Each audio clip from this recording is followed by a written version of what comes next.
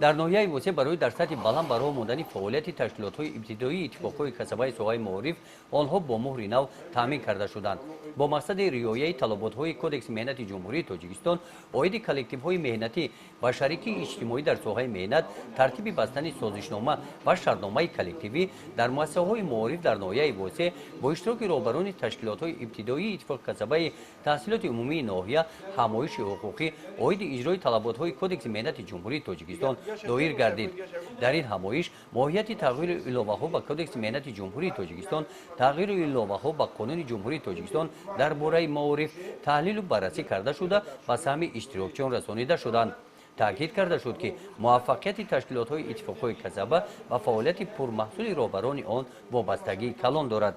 дар ин ҳамоиш оиди вазифаҳои хизматии роҳбарону кормандони муассисаҳои маориф оид ба ҳифзи меҳнат ва бехатарии техникии кормандон тибқи қонуни ҷумҳурии тоҷикистон дар бораи ҳифзи меҳнат ва фармони вазири маориф ва илми ҷумҳурии тоҷикистон оид ба ташкили ҳифзи меҳнат ва техникаи бехатарӣ дар муассисаҳои системаи вазорати маорифи ҷумҳурии тоҷикистон ба саҳми иштирокчиёни ҳамоиш расонида шуд.